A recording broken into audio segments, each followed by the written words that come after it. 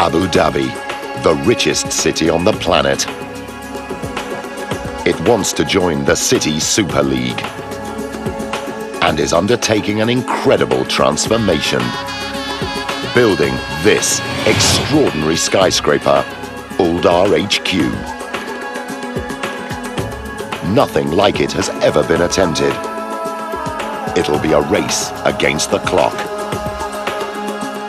Will this megastructure push even Abu Dhabi to the limit?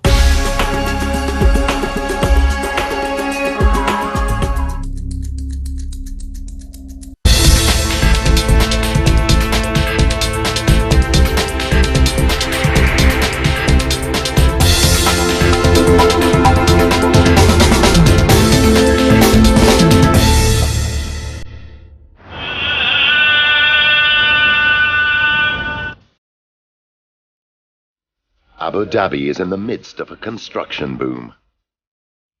It's the largest of 7 sheikdoms known as the United Arab Emirates. Its capital, also called Abu Dhabi, is the richest city on earth. Its ruler, Sheikh Khalifa, has a cool $875 billion in the bank and an audacious spending strategy to match. He wants to transform the skyline and compete with the international elite of London, New York, and Hong Kong. But this is not the first time the Emirate has stood at the crossroads. Just decades ago, Abu Dhabi was a desert backwater, until the discovery of oil in 1958 brought unimaginable riches to its ruler, Sheikh Zayed.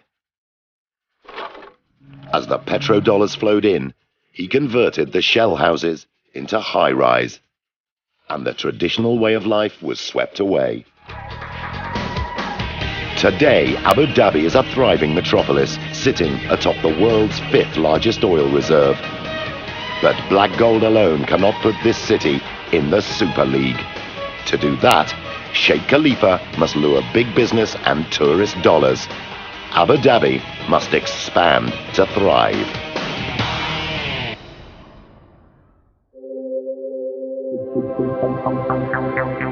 To put Abu Dhabi on the world map, fledgling property developers AlDar plan a whole new micro-city, Al Raha Beach.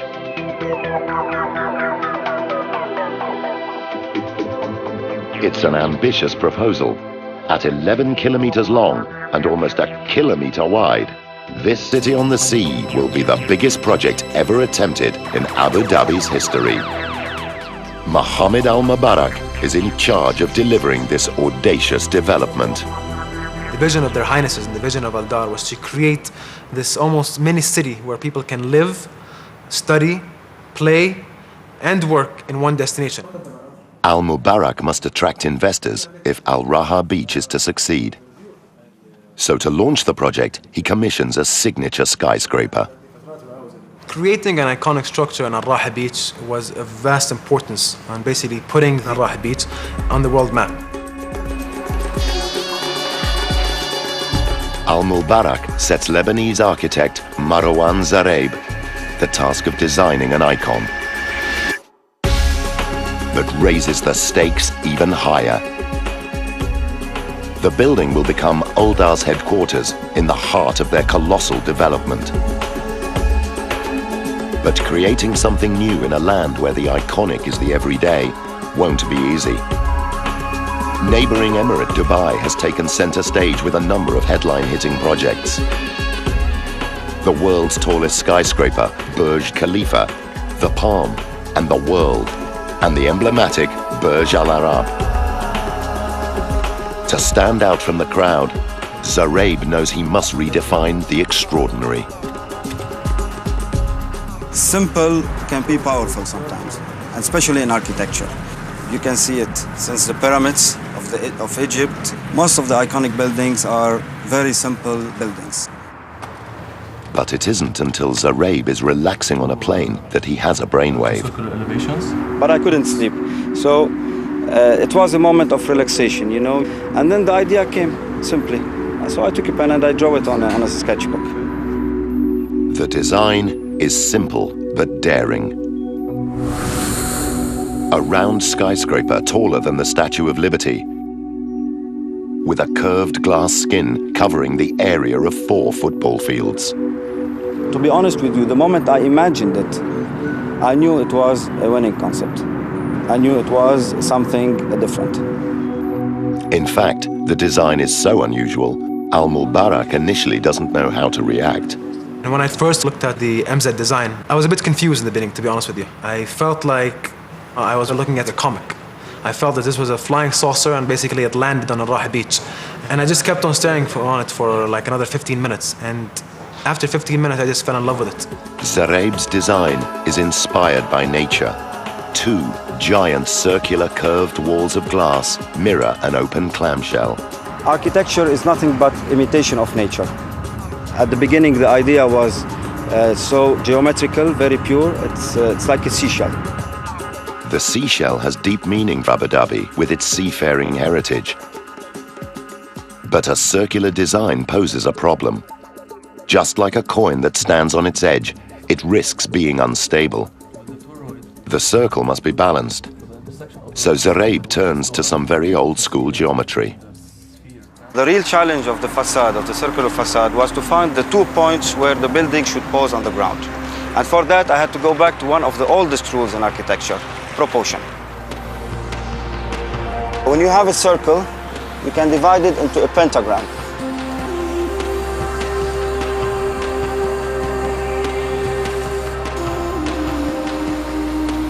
And that pentagram, in fact, is a representation of the cosmic body of the human being. So you can put a man in that pentagram, the man and the universe. So the pentagram will define the 2 points of the circle where the facade will lay on the ground. And this will create the perfect balance. It was the same thinking that led 16th century philosopher Heinrich Agrippa to draw man as a pentagram inside a circle, and has helped architects to proportion buildings for centuries.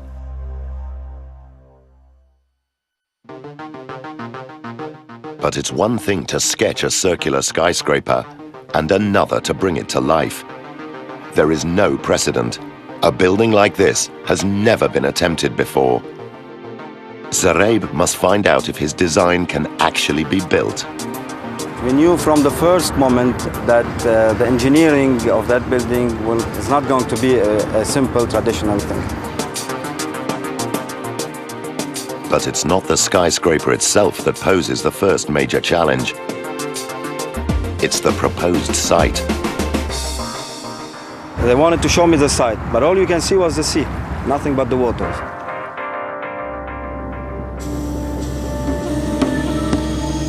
Unbelievably, the solid ground required for AlDar HQ does not yet exist. The desired location is 700 meters out in the Persian Gulf and 8 meters underwater. New land must be created. Over 3 million cubic meters of sand must be found. Surely a simple task with Abu Dhabi's endless desert dunes. But desert sands are too fine to build with. The land would just slide into the sea. Marine sand is needed. Its larger grains help it stick together, creating the perfect base to build on. Dredging sand from the seabed is one solution, but fortunately, the last sheikh has already done the job for them. Whilst cutting a shipping channel in the late 1970s, Sheikh Zayed created an island of discarded sand. Luckily for the engineers, it's just across the water, so they decide to move all 20 million cubic meters of it. A fleet of cutter dredgers eat their way into the island.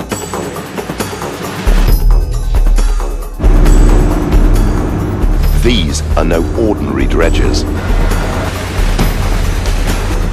It takes an enormous claw layered with 48 reinforced steel teeth to slice through the hardened sand. The sand is pumped through a floating pipe to the construction site. Here, excavators toil 24 hours a day to flatten the virgin ground.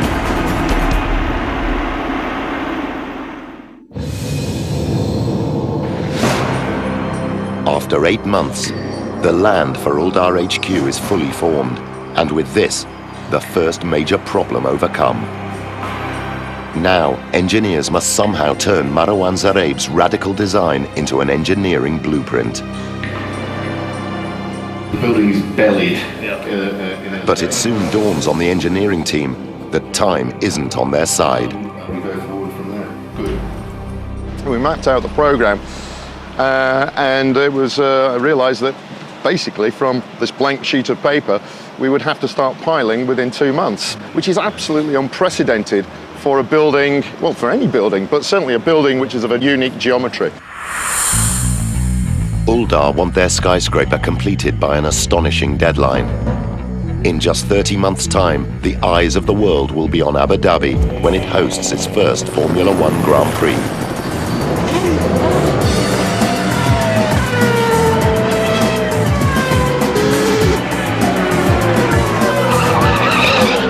The racetrack will be on its own designated island, complete with hotels and theme parks.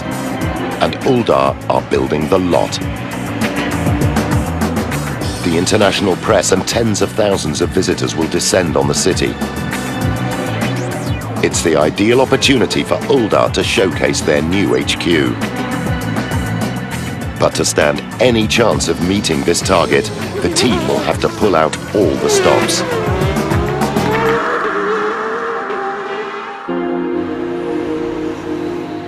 Normally, blueprints are complete before construction begins. But AlDar HQ's deadline means this is impossible. Given the programme challenges with this project, the only solution was to overlap the design with the construction. It's the only way the team can design and build a radical skyscraper in just 30 months.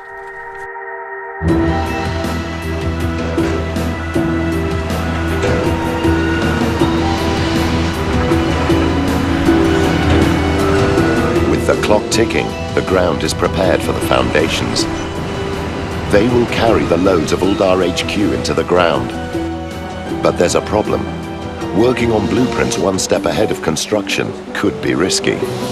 The speed at which the construction had to be undertaken meant we had to get the foundations in before we'd fully resolve what goes on above. Even though nothing like AlDar HQ has been built before, the engineers must take a leap of faith and start laying the foundations without a full set of plans. It put tremendous pressure on the team. Problems can't remain problems for long. We don't have the luxury of time to sit around and contemplate what the solutions might be.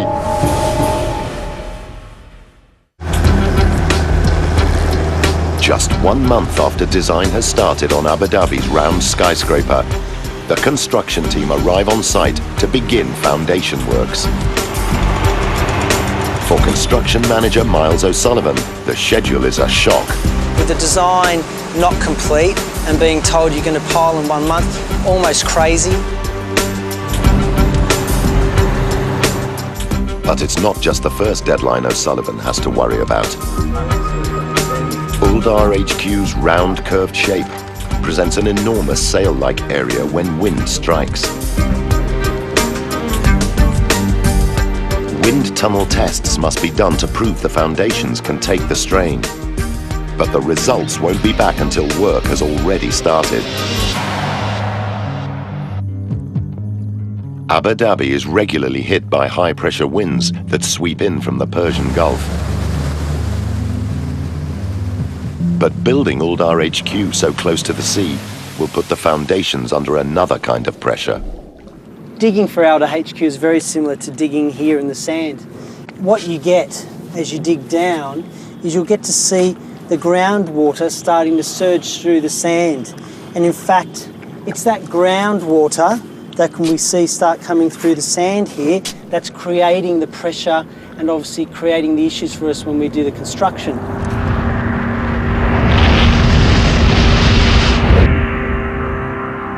The upward pressure of the water and the loose sand pose a problem for foundation construction. Before excavation can begin, the team must build a solid barrier called a diaphragm wall or D-wall. It's a concrete barricade formed of interlocking panels which socket into the bedrock and reach 16 meters below the surface. The D-wall holds back the loose sand and the surging seawater, ensuring the ground inside the barrier can be removed. These areas here, what are these? Sumps? The D-wall must be built before the foundations can be laid. But with the blueprint above ground or work in progress, the team can only hope that over-engineering the foundations will make them strong enough. The design calls for about 400 concrete piles that work in two ways. Half of the piles rely on friction with the ground to secure the structure to the rock and sand below, whilst the remaining piles drive deeper into the rock to dissipate the building's immense loads into the ground. On site, D-wall construction begins. It's the same process ongoing at this Abu Dhabi construction site.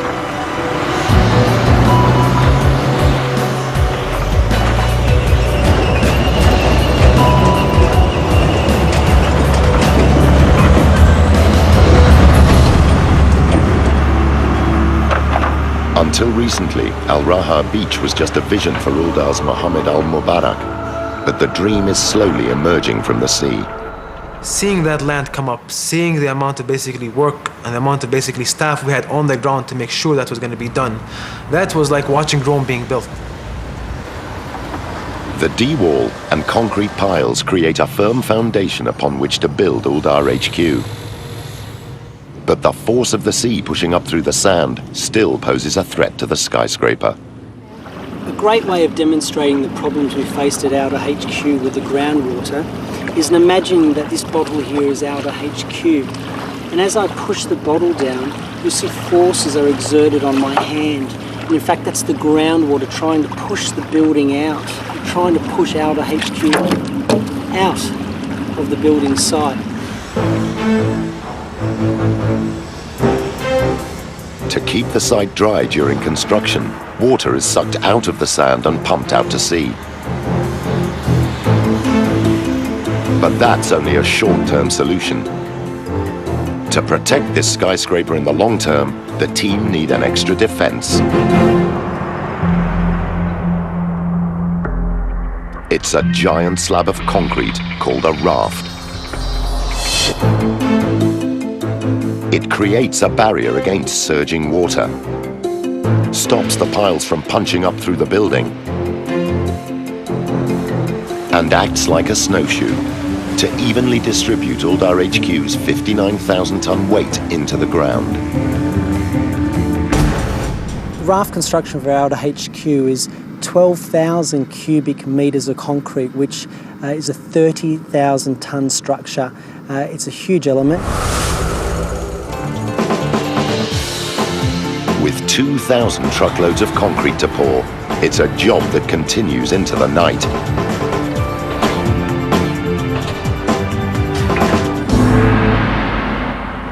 But engineers are just getting to grips with the severe forces that will affect the piles.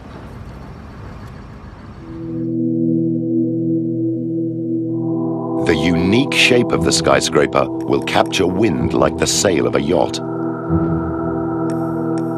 There are no guarantees the foundations will be strong enough to cope with the loads.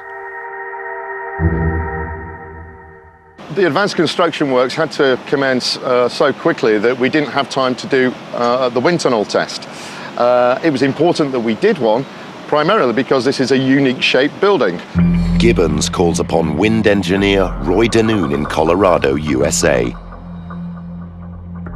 He puts a scale model of the HQ through its paces in his high-tech wind tunnel. Right at the start, Craig Gibbons actually called me and said, "We've got something really unusual coming up. Can you take a look at it and give us your first best guess of what the wind loads might be? Give us some guidance on how to get to some loads for the foundations, because this is running on such a fast-track schedule." Knowing that Gibbons is already building the foundations, Danoon wastes no time in firing up the fans.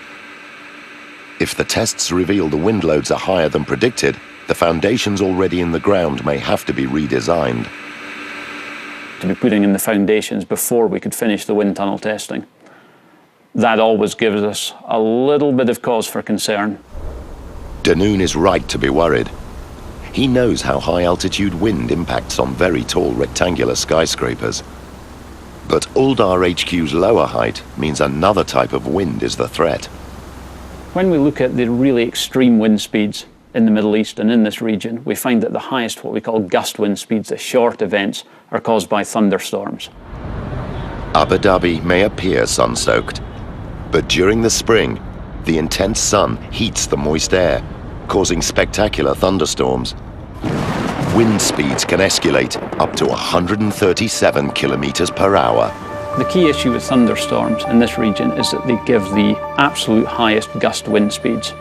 Now, for the very, very tall buildings, that's not too critical because they occur down low. For AlDar HQ, they were really critical.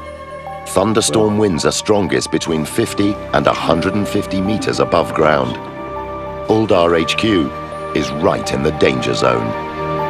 In advance of getting the wind tunnel tests, we'd speak a lot with the wind tunnel engineer, Roy Danoon, and Roy would wind me up about the kind of loads he was getting, etc. And knowing that the piles were going in as we spoke. Wind hitting AlDar HQ's sail-shaped facade puts the building's narrow base under pressure. The wind wants to twist the structure. The foundations must be strong enough to resist these forces. A little bit more smoke there, Doug. And if you could just crank the speed up in the tunnel just a touch. A little bit more. Danoon analyzes the wind tunnel data. Fortunately for Gibbons, it's Danoon's jokes that have no foundation. When I got the results back from the wind tunnel test, and they were within an absolute whisker of my early predictions, and I was just delighted by that. I couldn't wait to get on the phone. They were pretty relieved, I think, because I think they'd been sweating on it a bit. It was a great relief to know that Roy was just winding me up, and that in actual fact the wind loads were very much in line with what our expectations were. The results of the wind tunnel test are great news, but the relief is short-lived. Now the structure needs a super strong backbone or core. But again, conventional building won't fly with this design. For AlDar HQ, one core wasn't enough. We needed two cores, in fact, to take all the loads down into the structure. AlDar HQ needs two concrete cores for extra stability. The twin spines rise a full 125 meters from the concrete slab to level 23. Reinforced with 6,500 tons of steel, these cores will transfer the loads into the piles. But to channel these forces safely, the concrete must be cast without any flaws. They need a way to build the cores as two single pieces of concrete. The answer? To slip form. It's a clever way to build big concrete towers. Liquid concrete is poured into a giant mold, which forms the shape of the structure. The mold slowly climbs up the core as it's cast, forming a single concrete tower without any joins.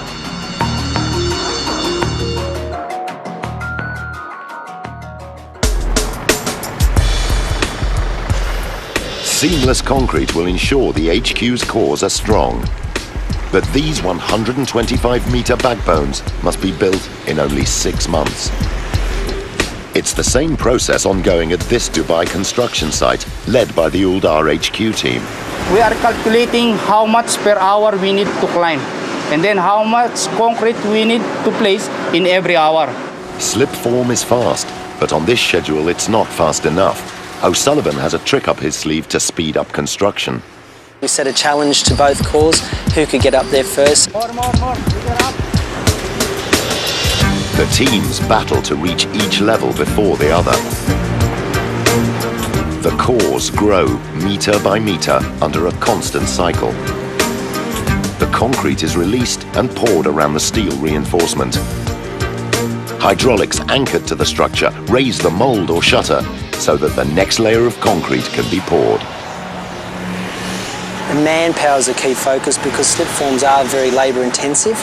You need to make sure that the guys are on deck, they're there at the right time, they're doing the right works. 4 months into core construction, the two teams are neck and neck in the race to the top. Core 1's team leader keeps a close eye on Core 2's height. It's been my benchmark, so if I'm doing better, I'll be ahead of them. It's a lot of pressures are there. My boss is telling me, do this, go up, go up, go up. But it's good, the pressure is good. Core 2's leader also feels the strain. I'm working 24 hours today. I try to finish more earlier than the other core. Every month, the builders pour enough concrete to fill 1.5 Olympic swimming pools. But the teams aren't home and dry yet. It's still a challenge to finishing. Cores are renowned for going up quickly and sometimes having problems, so there's a lot of coordination effort that goes in to make sure that they do go up on time. We had structural steel elements to cast in.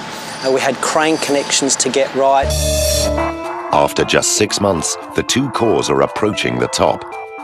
Core 2 is only a metre or so behind, but Core 1 push ahead to victory. Core 1 won the race. It's really good to know that we're on top. For O'Sullivan, the contest to build the cores in record time has paid off. A lot of planning goes into the cores. To see it come off, a fantastic feeling. But it's only a stepping stone, the core construction. There's a lot more to go on. The team have so far overcome the obstacles to bring AlDar HQ to life. But now they must face their most complex challenge to date. 1 year in, and Abu Dhabi's radical skyscraper is beginning to take shape. But with only 19 months to the deadline, the engineers must crack how to build AlDar HQ's vast external shell.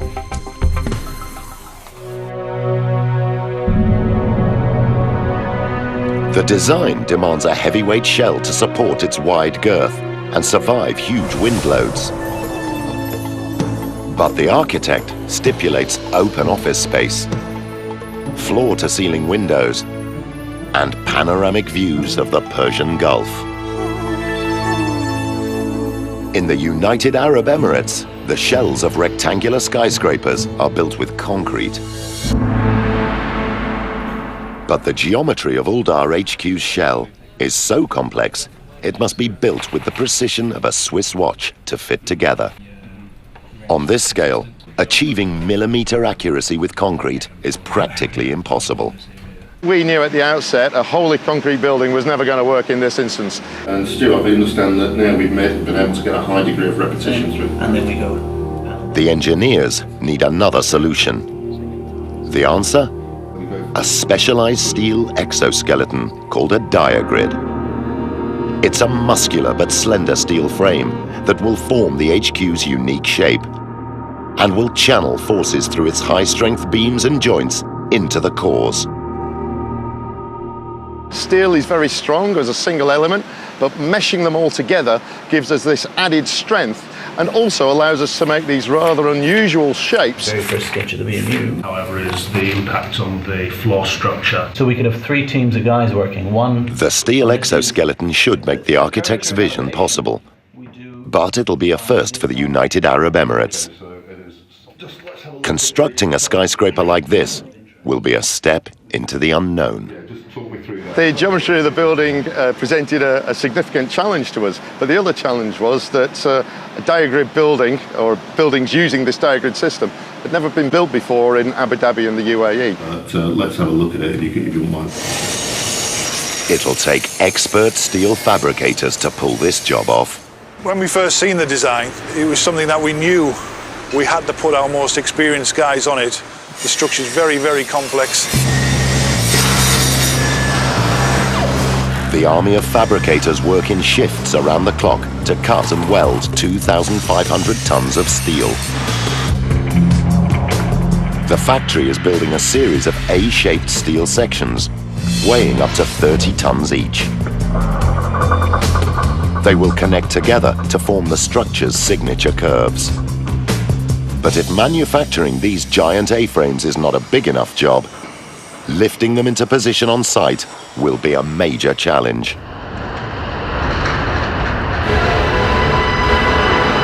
Great to see the steel arrive for the main diagrids, the main columns to the structure.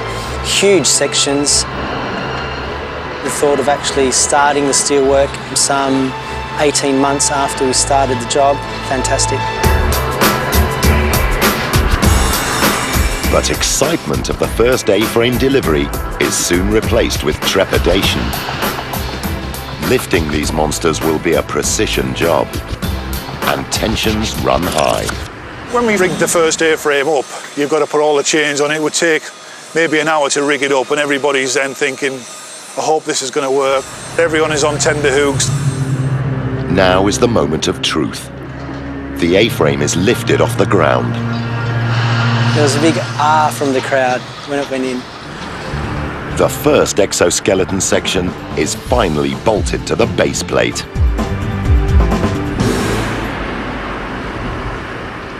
To see one go in, an amazing feeling. First A-frame up, again a milestone achieved, but then a lot more to go. Another 99 A-frames must be fitted to form Abu Dhabi's unique skyscraper. The handover date is now just 19 months away. So the team must now focus on the HQ's interior. The structure needs an alarming number of restrooms, 85 in total. This is no weekend DIY job. It'd take an army of plumbers and time the schedule cannot spare. So to fast-track the task, the team innovate again with prefabricated washroom modules or pods. A pod is a factory-made restroom, complete with lavatories, basins and mirrors, ready to plug into the building.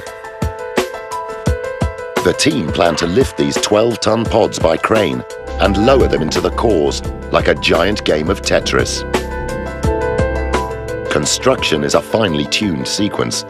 The pods have to be in before the exoskeleton blocks access to the cores.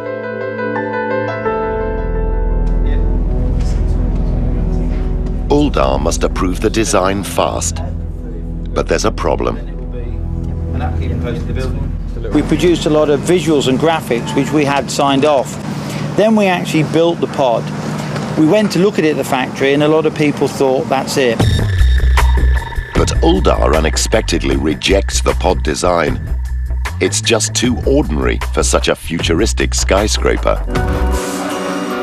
It will take months to remodel, and the exoskeleton can't wait. The whole plan could go down the pan.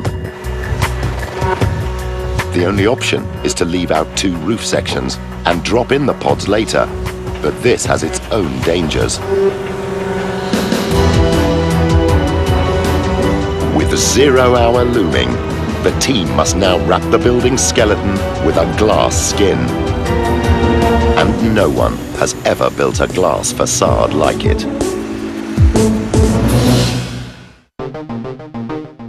The geometry of AlDar HQ is highly complex. 2 giant bowed facades cover an area the size of 52 basketball courts. A third narrow surface joins the round facades like a zipper, arcing an extreme 290 degrees from one side to the other. But curved glass like this doesn't exist. The engineers need another plan. The secret to covering a curved surface with flat glass is its shape. Square glass isn't an option. Squares can only bend in one direction at a time without distorting. AlDar HQ needs triangles. They can pivot on 3 axes and seamlessly join with their neighbors. To form these complex curves, it'll take 25,000 individual panes.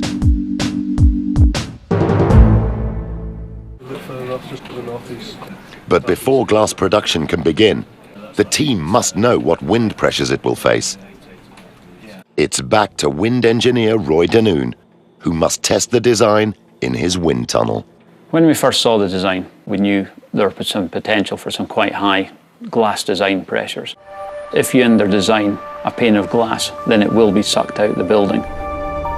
The large facades are most likely to cause trouble. The biggest loads on the overall building or the wind's coming flat into the wide face, so it's capturing it almost like a sail. The wind comes into the centre and spreads out around the building, and where it separates and splits away from the building around the edges, that's where we see the largest pressures. The pressure is like a big SUV hanging off the outside of each panel. But that's not all Danoon's test reveals. The circular shape of AlDar HQ creates another problem. When we initially saw the design, the sharp edges threw up the warning flag that said, look, we can get some pretty large pressures here. Where the wind hits the edge of the narrow strip of glass, it spirals in on itself, creating a vortex. You see this recirculation of the flow. It separates away and you get this little bubble on the surface where the wind isn't hitting, and then it comes back in to meet the surface again. That's typically an indication that that's where your highest design loads are occurring for your glass.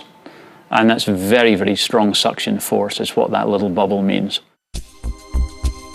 To stop wind sucking glass out of the HQ, each pane must be beefed up with thicker glass and a stronger frame. But that does nothing to limit the scale of the job ahead: installation.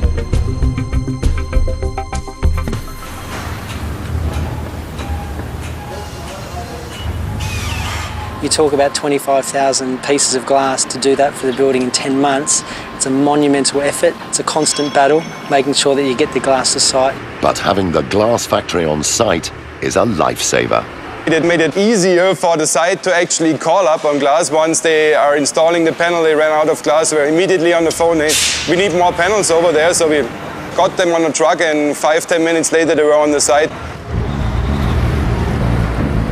The glass factory sends the panels to the site by truck, and the panels are lifted by crane up to the installation team.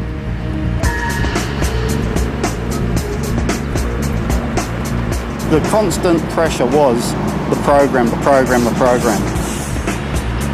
The glass is pulled onto the floor plate, but it takes a team of 8 specialist riggers to install the panels. Probably the hardest thing was the sheer volume that had to be installed. Fixing glass on a curve at this height means the panels have to be swung out from a platform that hangs out of the building.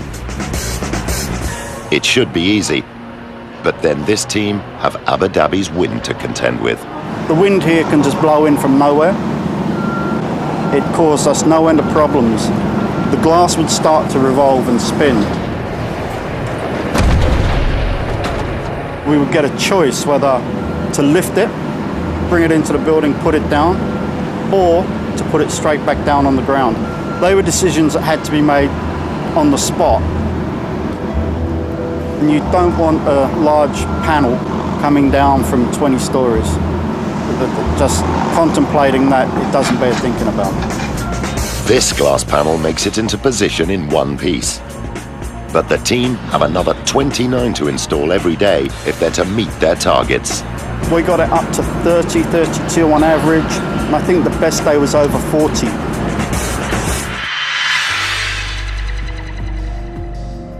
But as the line of glass fast approaches the top, the team must install the delayed washroom pods to close up the roof steel. Yeah, so if they did, you do 15 metres, 15 metres in one day, so you're 120 metres, yes. The new design is finally approved, and after 10 months, the 12-ton modules start to turn up on site.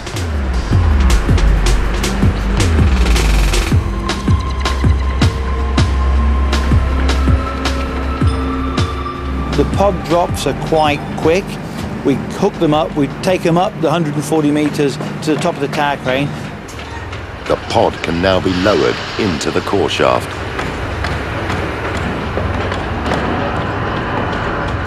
It's a tight fit with just 75 millimeters of clearance. When I saw the first pods in, it was a relief that that saga was over and we'd actually managed to achieve what the client wants. The pods are on the move, but the long delay has serious consequences.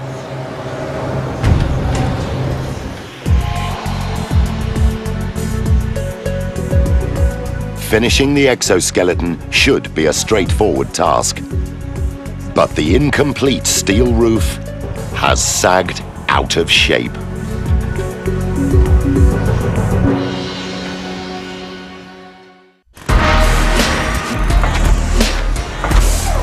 Eight months from the deadline, and the world's first spherical skyscraper is fast approaching completion.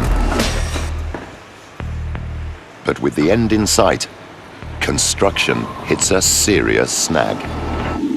The delay in fitting the washrooms into the cores has forced the team to leave the roof arch open, causing the steel to slouch out of shape.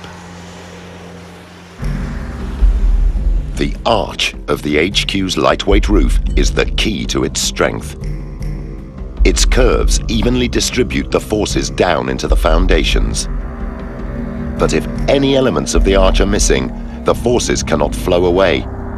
The roof will sag under the weight.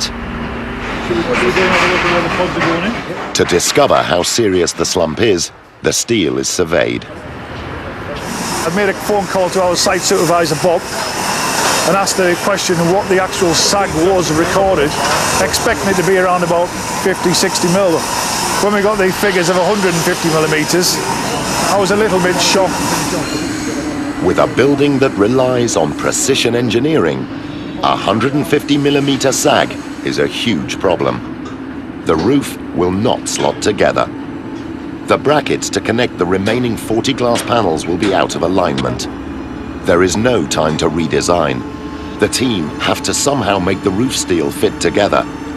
The only way is to lift the entire roof into position, and it weighs a staggering 200 tons. Even for experienced steel engineer Bob McPhee, this is a serious undertaking. I hate it when you start waking up thinking about your work. I've never liked to do that. To lift the roof arch, 2 hydraulic jacks are positioned on top of a load-bearing wall, carrying 80 tons of weight into the core.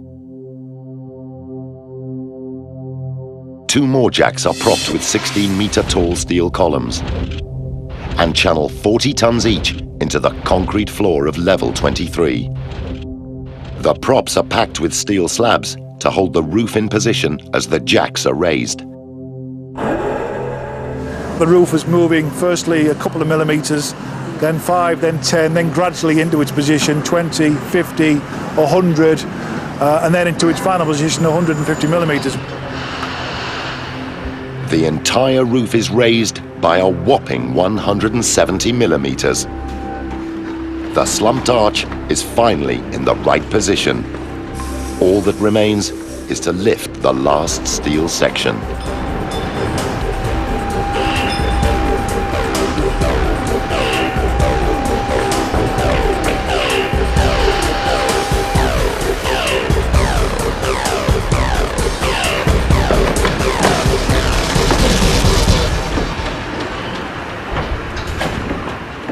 It's a tight fit. With a millimeter to spare, the roof is finally complete.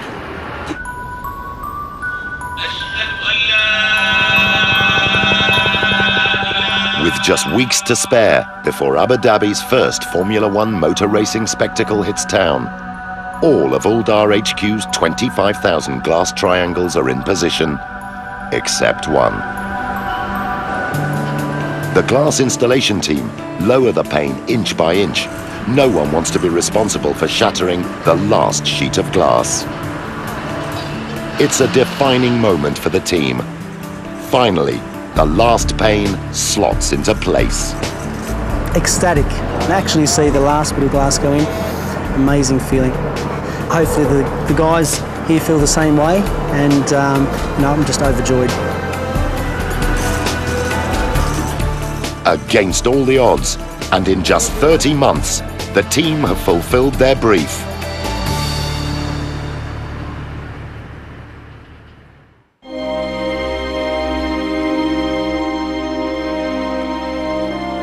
An engineering triumph. This is AlDar HQ. This spherical skyscraper, a world first, rises 125 meters above the Abu Dhabi sands. All 3,000 glass panels mirror the surrounding landscape, reflecting the blue skies and the rolling sea of the Persian Gulf. Amazing structure. You don't see any circles in the world being constructed, so to be part of that was fantastic. Mindful of all the issues and challenges and highs and lows in between adds to that feeling of triumph. Mohammed Al Mubarak fell in love with an extraordinary idea. But will the building match his high expectations? It is really a work of art. It's a stunning building. To me, it feels like it should be in a museum. The space is unbelievable. It's really a colossal building. When you come up front to it, it's even bigger than you even imagined. And for it to come from paper to that, it's great. Already an icon on the Abu Dhabi skyline, AlDar HQ should lay solid foundations for the future of Al Raha Beach. Architect Marwan Zareeb is delighted to see his concept sketch come to life. The building is more beautiful than the original idea because it's real now. It's no longer a simple concept. It's became reality. AlDar HQ is a structure that rivals not just Dubai's iconic buildings, but can stand proud on the international stage. The HQ building has really put Abu Dhabi on the world map. If you ask me today, we're not yet into the world of Singapore or New York or Paris or London.